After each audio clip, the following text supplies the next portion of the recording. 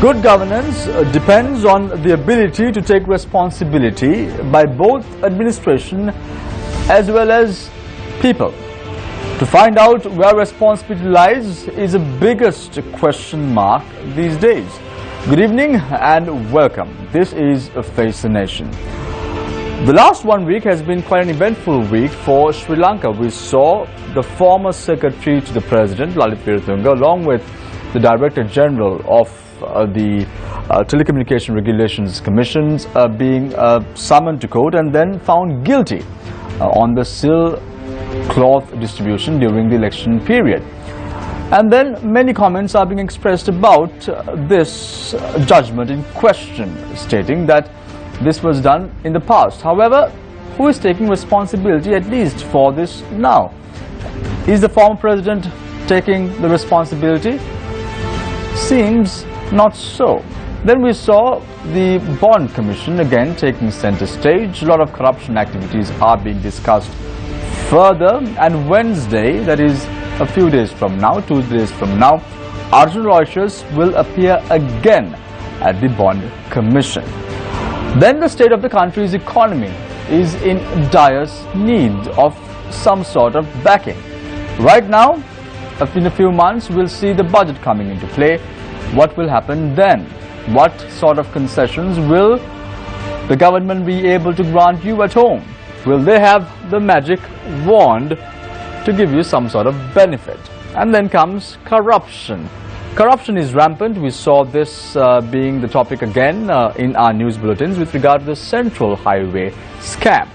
The government seems to be embroiled in many corruption activities and have forgotten the core principle in which they were appointed: good governance. To discuss all this and more, we have with us our usual four political commentators as well as the economist. Let me quickly introduce them to you. Dr. Pratibha Mahanamaheva, who was the former commissioner of the Human Rights Commission of Sri Lanka. We'll of course be talking to Dr. Mahanamaheva about the UN General Assembly that's coming up in a week, where President Maithripala Sirisena is to address the 72nd session of the UNGA. We'll be talking about what should be the focus of the government, as well as what would be the future course of action as far as the UN General Assembly and the United Nations is concerned. We'll be also talking about governance with Dr. Mahanamaheva. Also joining us this evening is our very famous Dr. W. Vijayawardena. Thank you very much, Dr. Vijayawardena, for joining us this evening as well. He is the former Deputy Governor of the Central Bank of Sri Lanka. We'll be talking about the role of civil servants in the country, as well as about the state of affairs as far as the country's economy is concerned. Also joining us this evening is Mr. Krishmal Varnasurya, who is the Joint Secretary of the People's Intellectual Assembly. He's also he's also an attorney at law. We'll be talking to him about the 20th Amendment of the Constitution as well as about governance. Right now, the 20th Amendment of to the Constitution has been discussed very heavily. We want to shed some light as to what implications it would have on people like you sitting at home.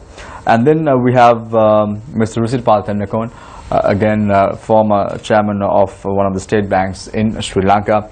He's been very vocal about corruption activities of the government and the ways in which the government should act to take on responsibility and move forward.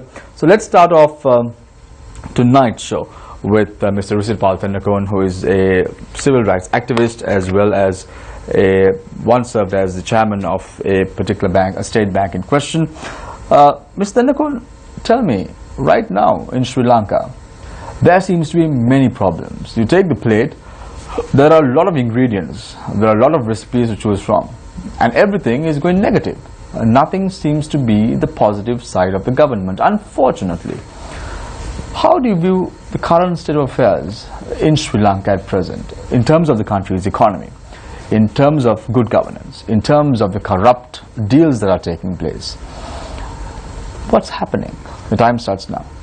Yes, I think I prefer to start with the corruption, because that seems to be the most widely discussed topic today, and even the media is playing a very active role these days, bringing to light, exposing things that we never thought would be happening.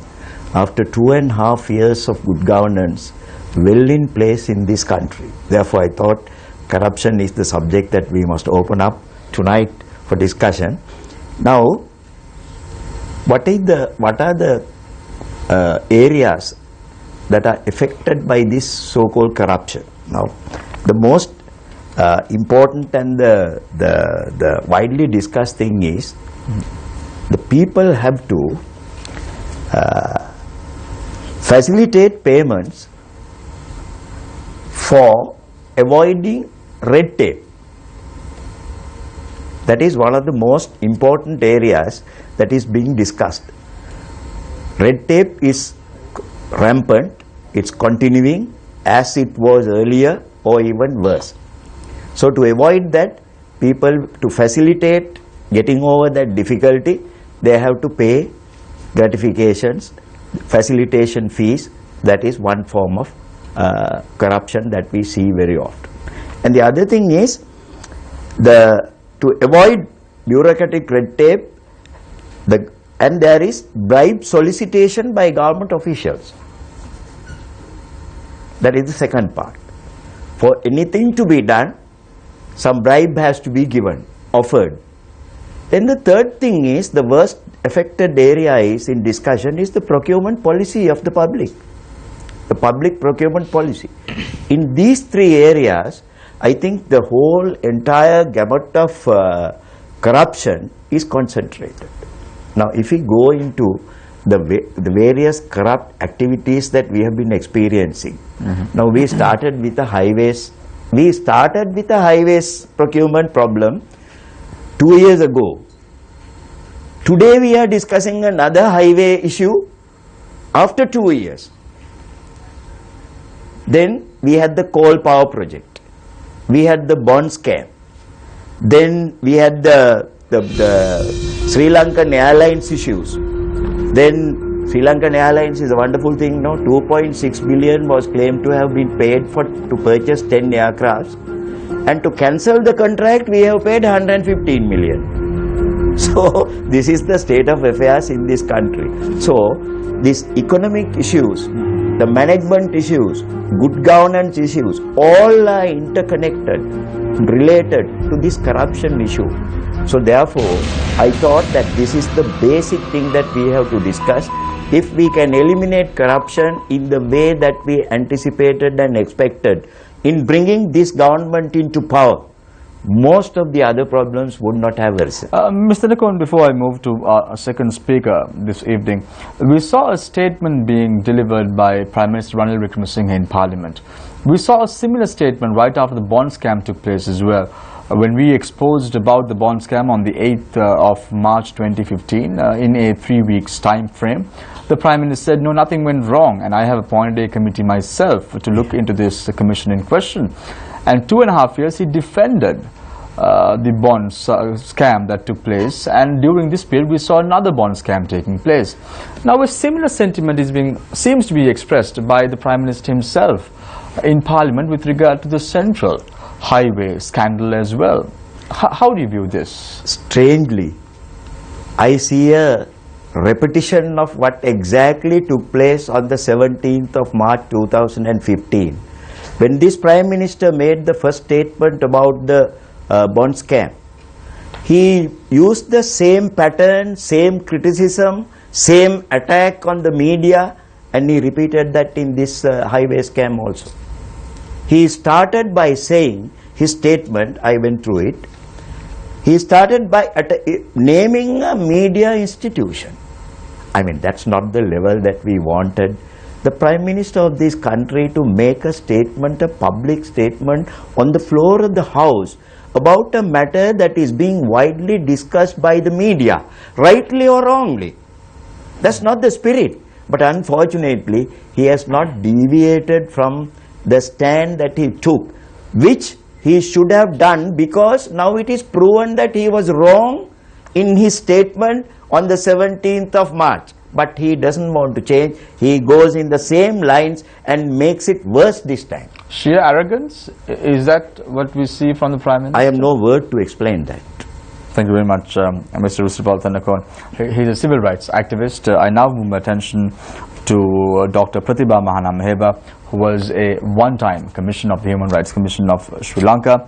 Dr. Mahanamaheba, I want to shift your focus a little bit differently. I want to shift your focus about the war crimes discussions that are taking place right now in Sri Lanka. The President is going to visit the UN General Assembly in a few weeks' time. Today we saw in Geneva the UN Human Rights Council sessions again beginning to discuss about human rights violations across the world, and Sri Lanka would also be a topic of discussion today or in the next few days. That's going to come. How difficult is President Maithripala Sirisena's task going to be this time at the UN General Assembly? Because right now there is a lot of discussion within the government itself about war crimes. We see a very strong minister of the government, that is Field Marshal Sarat Fonseca, making submissions about war crimes taking place in the country. So given all this, how difficult is it going to be the task of the President when he goes to the UN General Assembly this time around? Shamil, before that I will take 1 second. Whatever the statement you expressed when you started the program, you said regarding concessions which is coming in the budget. But the issue is not that. See, the water bill is going to increase. The minister openly said that. And also electricity bill may increase. There is no price control. All this price control has been lifted. So who is suffering finally? Consumers are suffering. Even to pay some fines, consumers are suffering. So this is where we have seen today. Now I'll come to the point. There is a big challenge for the executive president in Sri Lanka. Because up to now, no one in Sri Lanka said there were evidence for war crimes. First time we have seen in Sri Lanka, the former army commander, as well as I think in Asia, the only Field Marshal Honorable Sarat Fonseca said one thing. He has enough evidence. Therefore, I can prove the former army commander had done war crimes. So this statement is not a personal statement. Certain deputy ministers can say, no, there is a revenge between the both parties. And therefore he made the statement. No, that is not. This is where Honorable Vigneshwaran, the chief minister in Northern Provincial Council, so happy. I will protect. You will come and reveal that. And also TNE, now fully supporting Honorable Sambandhan and others, come and make those statements. This is where you can remember there was a partial inquiry, international inquiry done by the United Nations Human Rights Council. In that they have a report. What is that report? It was a lay-by report. Sri Lanka forces done war crimes. Now that is ratified by the former army commander statement. So they are in a very, very strong position. Global Tamil diaspora as well as LTT bias diaspora. What they were waiting for, this type of statement. Earlier, that international investigation, 13 members were there. Last government, they didn't allow them to come to Sri Lanka, but they have collected evidence. But now, they have a very strong evidence. I know some of the army colonels and majors who actually went from Sri Lanka to Canada, they made those statements. But those were not much valid. Now today, the president is saying not a single force members or Army, Navy, Air Force, they have not committed. So this is where you can see two sides. Whose statement is valid? Basically, whose statement is valid? The person who was in the field was the former army commander. Dr. Mahanamaheba, you were a commissioner of the Human Rights Commission. Yes. A commission at a very difficult period. Yeah. This is the post-conflict era where Sri Lanka was under the spotlight by the international community during the President Mahinda Rajapaksa era. Do you think that there were war crimes committed by the security forces actually during the war? Whatever the information I have, it's a humanitarian operation. 285,000 innocent Tamil people were forcibly kept by LTT.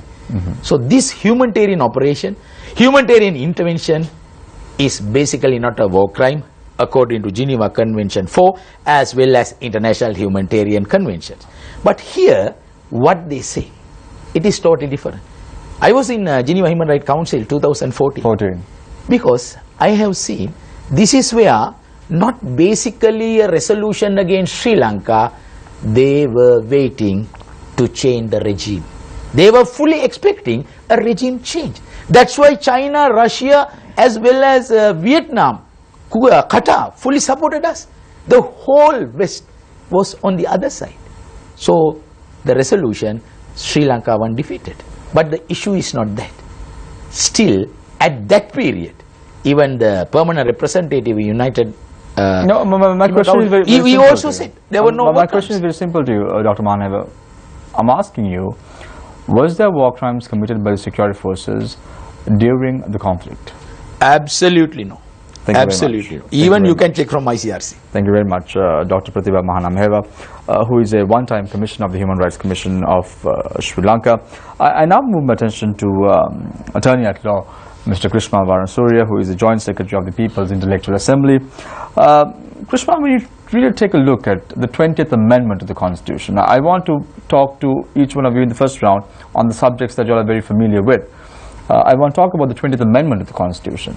What is this? Because we see the Western Province and the Eastern Province now passing the 20th Amendment to the Constitution in their provincial councils, but what does it mean to the public at large? Your time starts now. Yeah, thank you, Samir. First, thank you for inviting us. Nice to be here again. The 20th Amendment, the proposed 20th Amendment bill to the Constitution that have been brought before the Parliament is to try and get all provincial councils to have an election on the same day. That date to be determined by a machinery in the Act itself. I'm going to make it as simple as possible for your view. And until that process is complete towards holding those elections, to try and either originally what was proposed in the bill when it was drafted was that it could go on, the present provincial councils could go on till the date of the last provincial council holding office. But then, whilst we were in the Supreme Court and arguing the bill, as you all know, the bill is presently before determination of the Supreme Court for their lordships to see whether there is a constitutional flaw, whether there is anything wrong in the bill constitutionally, whether it's unconstitutional to go and become law as the bill is presently drafted. That's why it is now. We have finished our submissions over 3 days till the end of last week, and the Honourable Attorney General has made a response. We have replied to it. We have tendered our written submissions over the weekend, and it's up to their lordships now to inform the Speaker whether the bill in that form that it has been presented is constitutional or not. We and several other petitioners have taken up the position that it is not, for several reasons in that. So you mean to say that there has to be a referendum? Well, If because I was just coming to that, because what is intended in the bill, if the bill were to become law, would either curtail the present term of office of some other provincial councils, which the people by exercise of free franchise have elected, or until such time that this machinery is down to where we can have all elections on the same day, some presently elected councils' time will be extended. So that would be then the contra. The people have not willed those elected officials to be in office for more than 5 years, but they will continue until we sort out our machinery to have the elections on the same day. So either way, we took up the position before the Lordship of the Supreme Court that it was unconstitutional. Why? Because the sovereign citizen, the sovereign Sri Lankan citizen in Article 3 holds the right of franchise, and it is those citizens that elect to vote a person in or not, and it would be a vicarious or indirect curtailment or an encroachment upon that sovereign power of that franchise of the citizen, the citizen's right to elect, if we now try to make law extending office or curtailing office. So that's the argument. however, having elections on the same day is good for the nation. It's good for the nation, and the people must decide that. So that is why we said the bill in its present form, if you are trying to tinker with the franchise of the people, the constitution provides, then you must bring it back to the people at a referendum, and if the people agree with you that it is good to have elections on the same day, so let's have this law passed into an act of parliament, then the people can decide. But in terms of the constitution and the machinery that it works, Shamir, give me 30 seconds, I'll explain it. Because in our republic, power is held by the people, absolutely by the people. The legislature makes laws.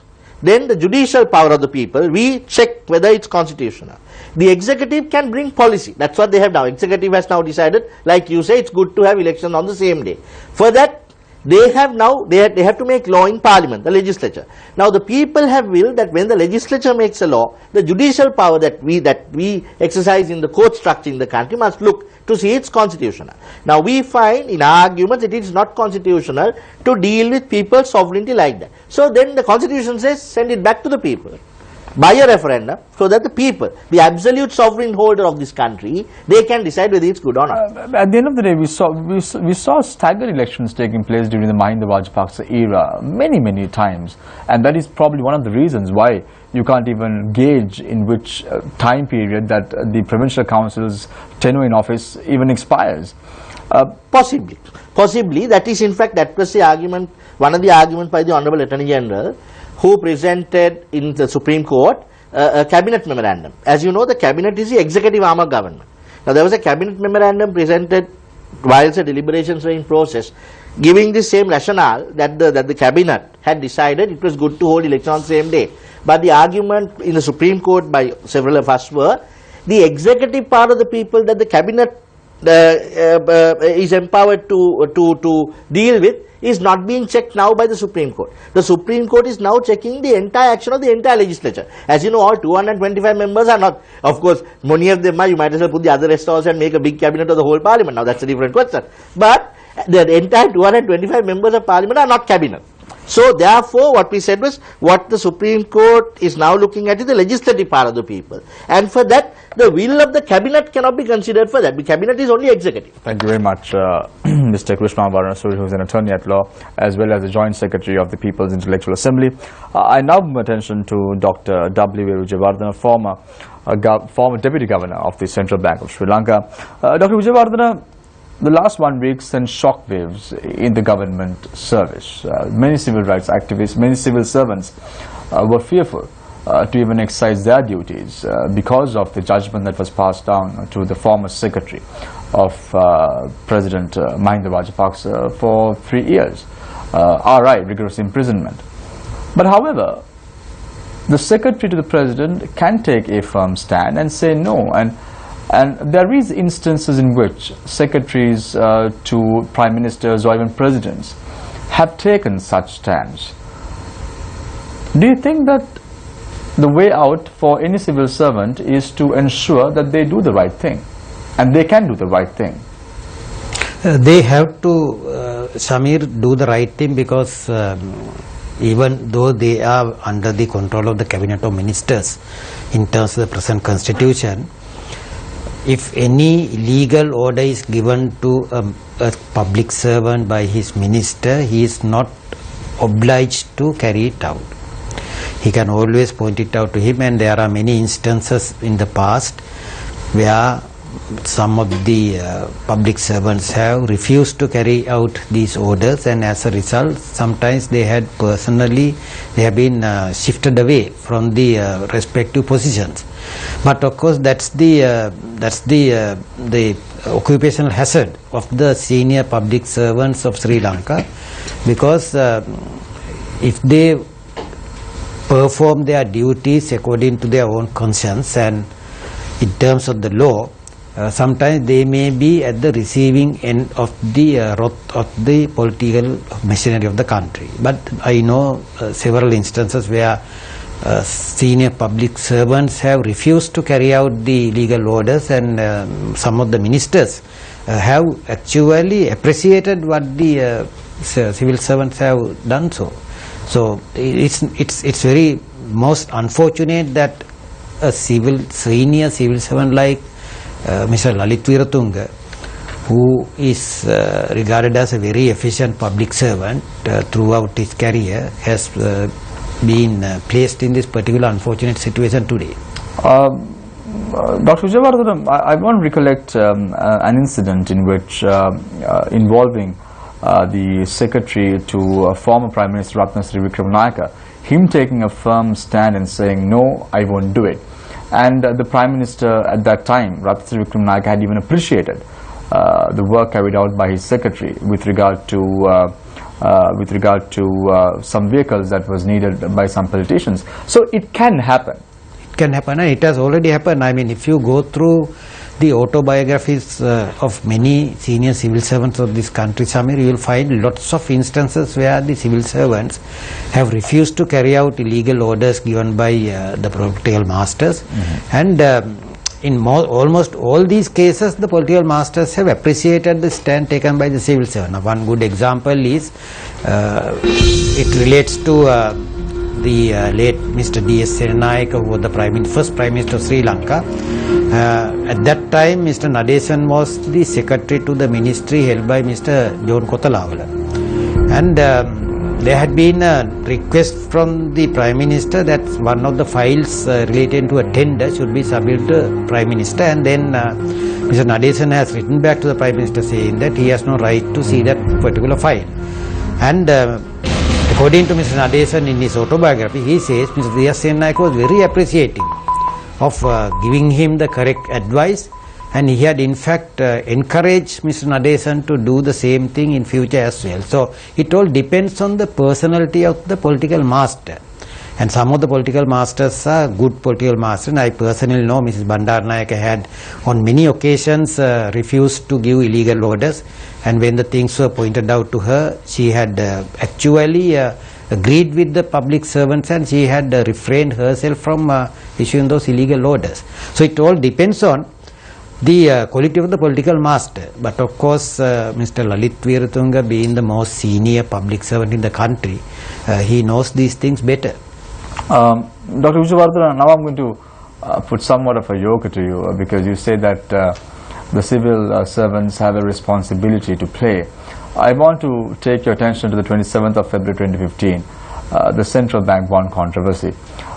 We saw Arjuna Mahendran going ahead and saying, okay, go ahead, it's no problem. You can get this, you can have from 1 billion to 10 billion bonds to be accepted at that time. What happened to the civil servants who were there? There were 5, is it 3 or 5, Dr. No, Jordan? There were 5 deputy governors. No, only one deputy governor, who was the chairman of the tender board, which had to decide on the amount and the rate of interest applicable to it. And my personal experience, Samir, is that the governor has no role in that particular decision making process, because any borrowing done by the central bank is being done by the bank as the agent of the government, and as a result the principal is the person who has to decide on the rate as well as the amount to be raised. And in this case, the principal is the secretary to the Ministry of Finance. I myself had chaired this meeting for 9 years, and in all these cases I can very safely tell you that before we decide at the tender board the amount and the interest rate, we always consult the secretary of the Ministry of Finance, and we get his approval for that purpose. Now, what has actually not happened in the case that you have referred to here, Samir, is that the tender board has failed to consult the principal, and they had simply carried out the order given by the governor, which is again not something which they should have done. Who was the tender board? Tender board chairman was one Mr. P. Samasiri, or the deputy governor, and he has retired now from the central bank. Thank you very much, Dr. W. Vijayavardhana, a former deputy governor of the Central Bank of Sri Lanka. I open the floor for questions from our journalists. On to my immediate left is Charitha Fernando, and on to my far left is Nadir Majid. It's all yours. Let's start off with Charitha. Thank you, Shamil. My first question is for Mr. Balnasurya. Now, the recent finding that the former Secretary to the President and the Chairman of the TRC, and also the Director General Anusha Palpita, being guilty of criminal misappropriation of 600 million rupees. Now, the candidate on whose behalf these funds were used seems to be, shifting the attention to what the funds were used for. right? And it seems to be saying that it was used for a good deed. So they don't see the point that using funds allocated under the TRC for things outside its purview, outside its power, and designated activities as a criminal act. Do you think people are gullible? Do you think this argument could... Charita, that's the first part of your question, do I think people are gullible? All four of us, I think, have a common answer to this. If you just look at the elections and the return at elections, I think we have to do a lot. I may be unpopular for saying this, to actually speak to the people and ask them, are they gullible enough to believe so many things that are repeatedly said before them ad nauseum, and returning the same culprits, crooks. Recently, someone said that I think 95 people didn't even have ordinary roles. So as to whether people are gullible or not, I think the people must answer that question very seriously in the future as to whether they are going to continue to be gullible. The other part of it on the law, the question is this: there is that popular singer saying, no, harakek malla pansalak hedura wadak ne.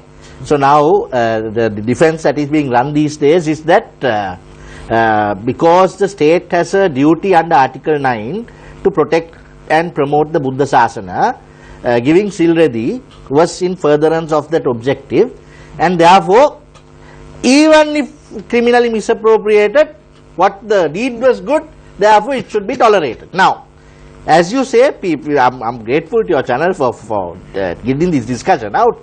At least reasonably thinking people must think, now are we going to buy this argument? On one side of it, now before it came to criminal misappropriation, you must look, I must personally say I have the most serious respect for Mr. Veeratunga. I've had it during his tenure, even as Secretary of Excellence, the President.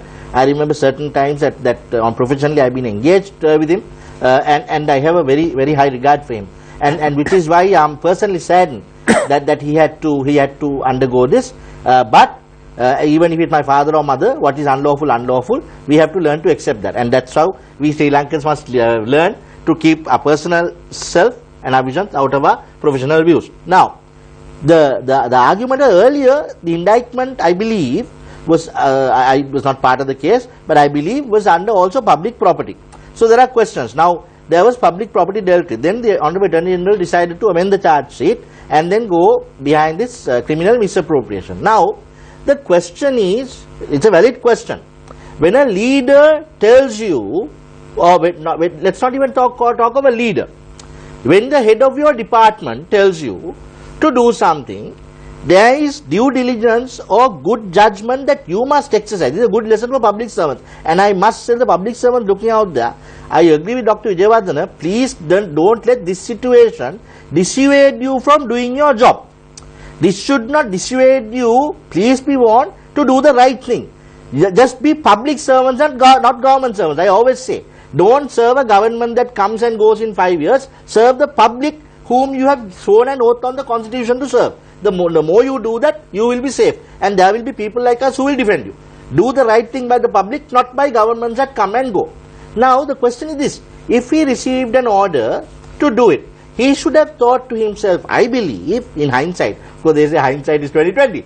In hindsight, he should have thought, well, am I doing the right thing? We are telling TRC money is not meant, I don't know whether TRC has in anywhere in its mandate the distribution of Silredi or any arms for that matter, or charity. Right? If they do, maybe it's a once a year Posonna Vesak Bhakti. But I do not know whether millions of rupees of Silredi comes under TRC purview. He should have immediately thought, no, I am not going to follow this directive.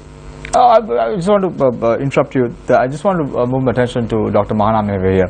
Dr. Mahanamheba, you were part of the Human Rights Commission at this point, and I presume you may have got complaints about this incident as well. I'm not really sure. You can correct me there if you wish to. Now, soon after, what happened?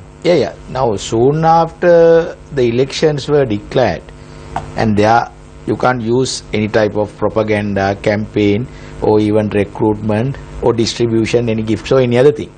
So I can remember.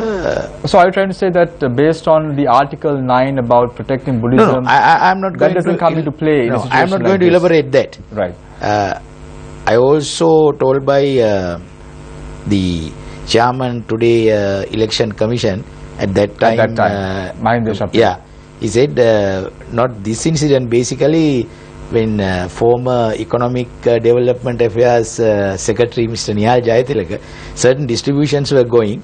He tried his best to stop this because he came on not with a policy matter, but he said after declaring the election there is no way the state can involve. So similar incidents were there, they were trying to stop. So Human Rights Commission at that time and the Election Commission, we had several awareness programs. One we had an awareness program in Badulla with Badulla GA. When we were coming back, he got some calls and he informed us also we have to stop this. Now, Mr. Nakon, quite interesting, you know, you have Mr. Varanasuri, who is an attorney at law, and also Dr. Mahana Mehe was saying that you cannot say that Article 9 of the Constitution about protecting Buddhism comes into play in a situation like this, because you have already declared an election in question and you are distributing it because to gain some popularity or even some propaganda. Now my question to you is very simple. Now the statements that are being made by the former president Mahinda Rajapaksa at this instance, is he trying, I'm not going to use the word gullible, is he trying to fool again the public? I think that I look at it in a different way, Samir. You know, under what circumstances or under what type of setup that this happened at that time. I remember seeing a video clip of a senior politician in the Gampah district who was a leading, who played a leading role in the provincial council, telling a public officer, "I'll break your arms, go and sign this." This is what was prevailing in this country at that time. So, unfortunately for this victim, Lalit Veeratunga, I think he has fallen an unfortunate victim. It was a question of survival for him. We do not know if he refuted it at that time whether he would survive today. That is what was prevailing. And this president, ex-president, who comes and tells, "I gave the order," you can see the veracity of his statement. I gave the order. Now he takes the responsibility. But not before. Not before. Usually compare that to, remember there was elections commissioner Yeah. who said that I'm undergoing stress Yeah. in delivering a result. So that's the period Rusiri is trying to talk about. Exactly. I mean, we must look at these things in a realistic way. We feel sorry for people like Lalit Veeratunga. We haven't seen them committing anything other than carrying out some silly directives like this. 4 decades in the public service and something of this sort happens. Pardon me? 4 decades in the public service and something of this sort happens, and then your name is tarnished. Exactly, but this is very unfortunate. It should not have happened. There have been officials who disregarded this type of thing and who said adios and went away also. That's a different way. But in this setup, the way things were happening in this country, people were disappearing, people were threatened, people were killed. In the highway, people were killed and burnt inside vehicles. Cases are being heard. So in such a situation, I do not know how an honest public servant, being an innocent victim. I have a very quick question. I want to go to Nadim in a bit. Right after this judgment was passed, Yes.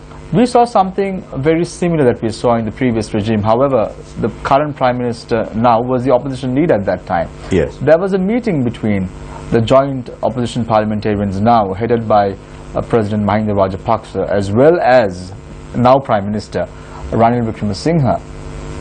Was there a deal going on? What was going on? I mean, personally for me, I have seen this deal continuing from day one.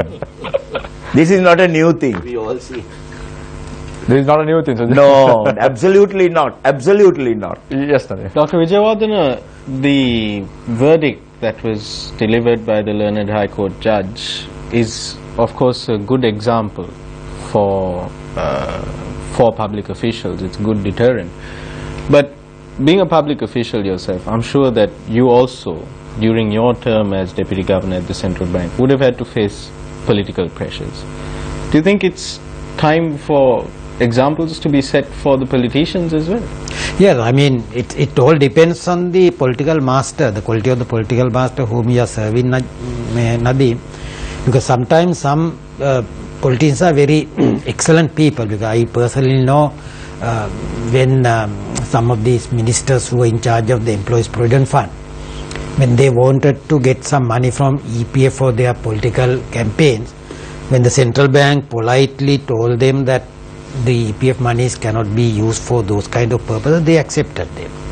So there must be a good political culture in Sri Lanka, Nadeem, where both the politicians and the public servants will have to appreciate each other's role, each other's duties, each other's responsibilities. That particular culture has to be developed by us today. My concern with the Silreddy trial is that it will set a precedent. If the politicians responsible in this case are not held to account, does that mean that in the future, when if the issue regarding the bonds comes to trial, does that mean that then too the politicians will not be held to account?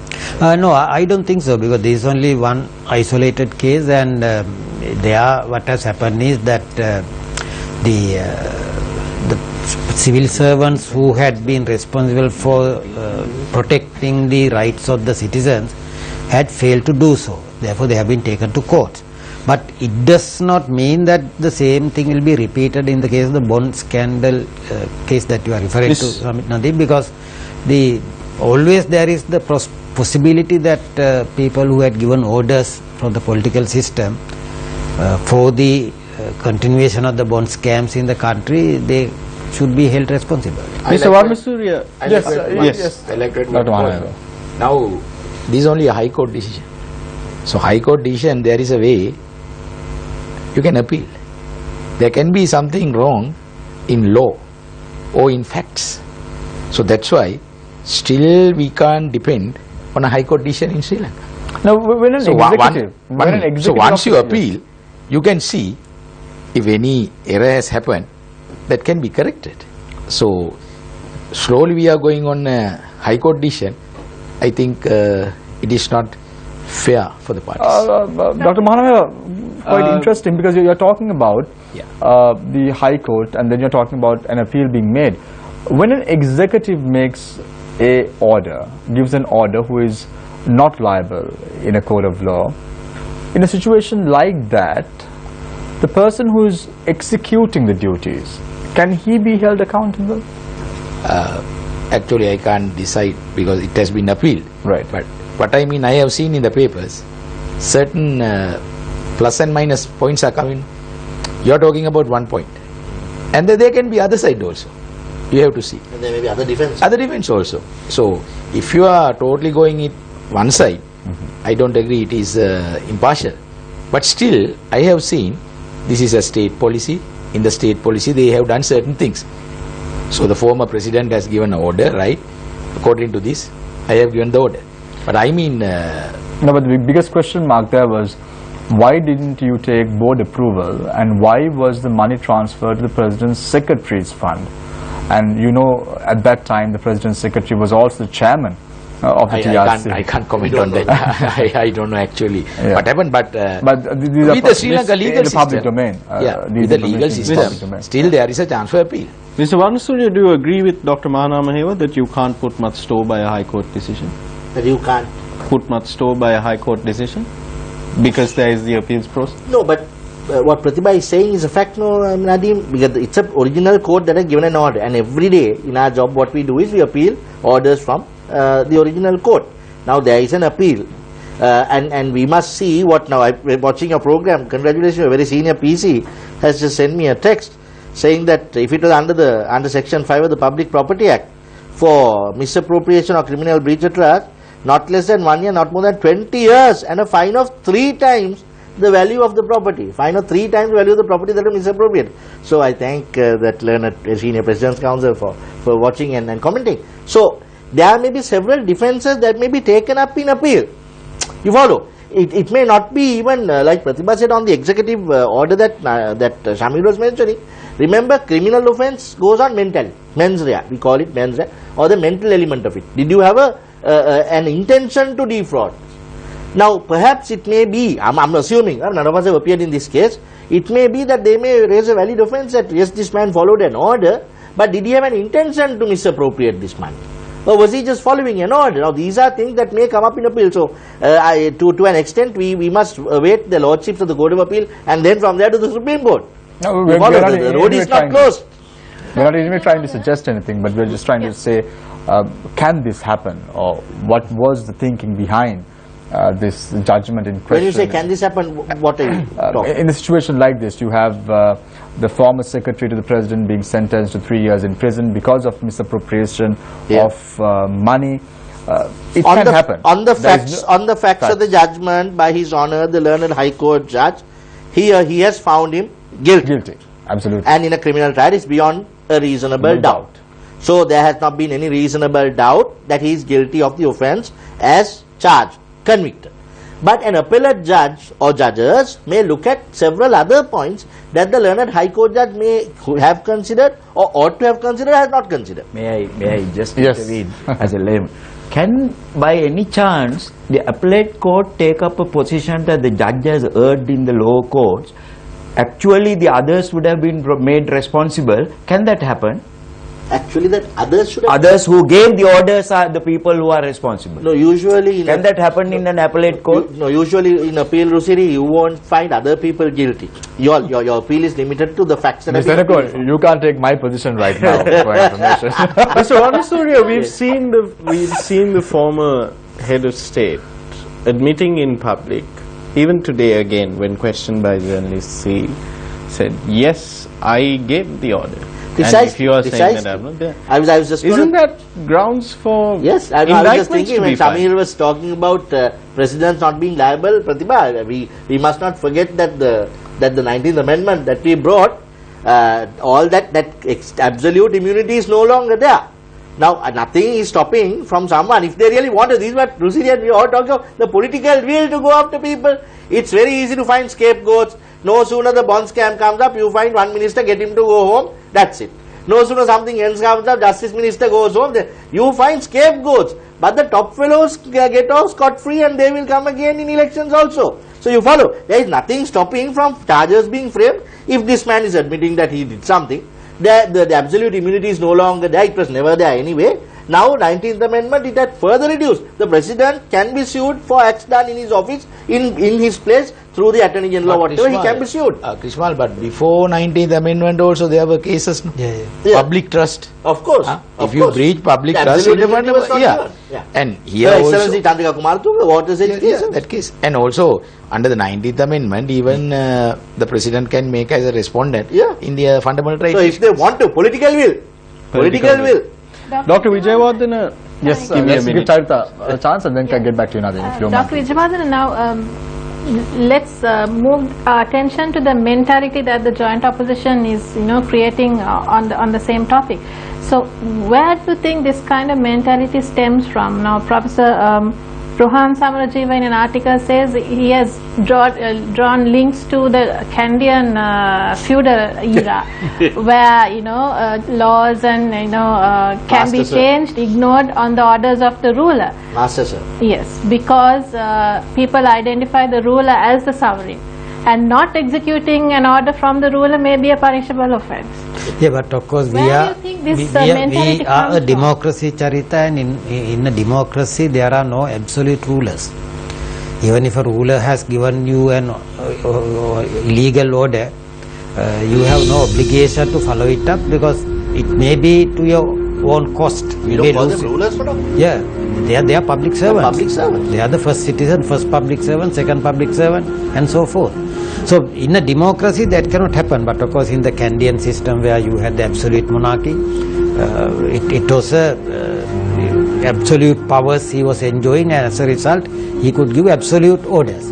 But today that doesn't apply, and if somebody, if even the executive president has given a wrong order, there is no reason for the subordinate public officers to carry it out.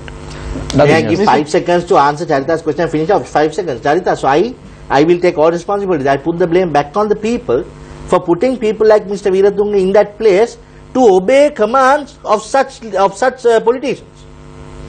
The people should never have put such a senior public servant in that place to follow the commands from leaders like that. It's a people who send them to political office, and the poor public servants have no chance but to follow. Mr. Tennakoon, this is a very interesting debate, and it struck me earlier in the day. It was explained to me quite interestingly how this is very much like retrospective campaign financing, where if we win the election, the state pays, and if we lose the election, I mean right now they're trying to go around and collect donations. Yes. If we lose the election, the people still pay. It's like the revolution. If it succeeds, yes. If it fails, it's a, what do you call it? It's conspiracy. At the end of the day, the people becomes a are paying. conspiracy. So this is exactly what has happened. So, Dr. Manamaheva, let me ask you this. You have now members of the joint opposition. You said it's your legal right to appeal the decision of the High Court in the Court of Appeal. But don't you think that when members of the joint opposition are going around saying we're going to collect rupiah and pay this fine, and when they are speaking about not the Court of Appeal, not the learned judges of the Court of Appeal giving a judgment regarding the High Court's decision, but members of the joint opposition forces, when they're speaking about it, isn't that undermining the judiciary? I mean, the Bar Association of Sri Lanka recently said that they were going to initiate legal action against Deputy Minister Ranjan Ramanayake for contempt of court. Couldn't this also be construed as contempt of court? I don't think. It is where how you pay the fine. Court has given a ruling to pay the fine. How you are going to collect the fine? But it's not just how you pay the fine, it's what you're saying about paying. Let I answer first. Let me answer first, right? So, you can collect your fine anyway. There is no legal bar. Has the court given, you have to pay by your own personal funds? No. You have to pay the fine. So, there can be several ways. It can happen to another person also.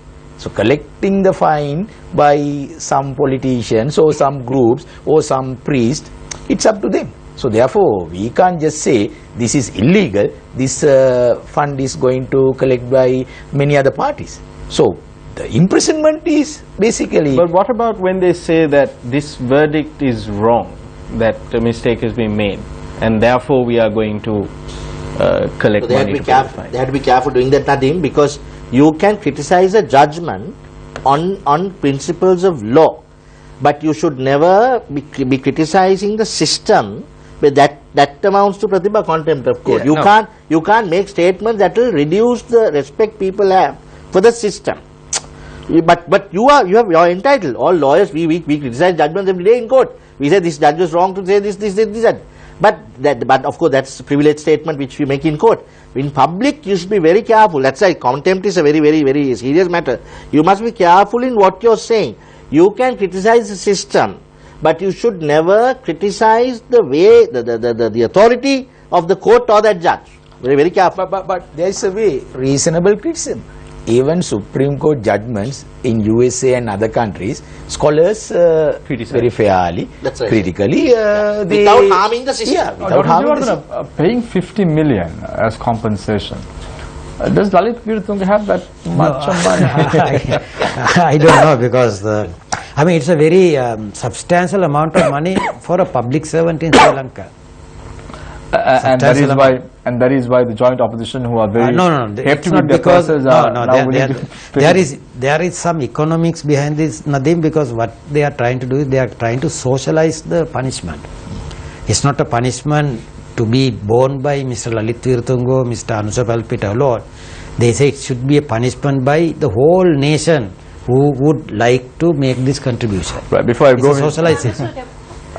One more question. Yes, very quickly. Will there be any attempt, or can there be any efforts to collect, damages from the presidential candidate on this case? I'm thinking out of the box. If we were to look at it, perhaps there's nothing stopping Mr. Veeratunga and Mr. Palpita, both of them bringing a civil suit against whoever it is that they say got them to make this wrong decision, and go through a civil court and ask for damages. There's nothing stopping them. Right then, we go in for a short commercial break, but very quickly, we don't want to discuss about this verdict in question in length in the third and the fourth rounds. But very quick question to Mr. Tendokon before we move into a short commercial break. We saw similar statements being made by former President Mahinda Rajapaksa when the Helping Hambantota incident took place. He went openly and said, are they telling me to collect money now from the tsunami victims? And now he's saying that those who were benefited from the silk clothing have told him that they're going to give the silk clothing back. I'm trying to figure out what is he trying to do? I mean, he was virtually indicted and then found fault with, because the judge who gave the judgment to save him today says he made a mistake. So in other words, he is virtually committing him, and he's saying this man did it, but I saved him. That is a judgment. He said with me on stage that. Yeah. For us it is a judgment. He is a convicted person. Can I add one thing? Now basically you are criticizing one side, no? The bond scam, the present leaders say nothing has happened in the central bank. But it's not over. It's not over, but still they are making statement. So we have to be fair. If you are criticizing the previous system, you have to criticize the Of course, I am telling that. All are in the same basket. Absolutely. I am telling the present leaders are actually trying to safeguard the former central bank governor. So is that correct?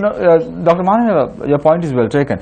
But those who were corrupt in the previous regime are now trying to be like those who are very clean and all that and more, because we see that happening. Let's talk about Namal Rajapaksa, the son of the former president, embroiled in many corruption cases at the moment. We see Mahinda Daludgamage embroiled in many corruption cases. We see Vimal Weerawansa embroiled in many corruption cases. Suddenly they come up and say, we are clean, we have to arrest those who are responsible within this government. We should not forget what happened in the previous regime as well. Do you agree? Yeah. Can I add one thing? Yes. Now, for a minister, if he misuse cases filed, in the same way, the chairman and others also misused, whether the case is filed. If you are in the government side, there is nothing. How many government ministers are there in the previous regime, those who are holding portfolios, any case filed? Under the present regime. Under the present regime. So you have to be fair both sides. Thank you very much, Dr. Pradeep Mahanamaheva. Point well taken. They say in Sinhalese, as Mr. Krishna Varnasuri also mentioned the Sinhalese code. I'll also mention the Sinhalese code before we go for a short commercial break. So you can, that's all I have to say about about the current and the previous regime. So we're going for a short commercial break. When we come back, it's Face the Nation. Example, no, that Harakik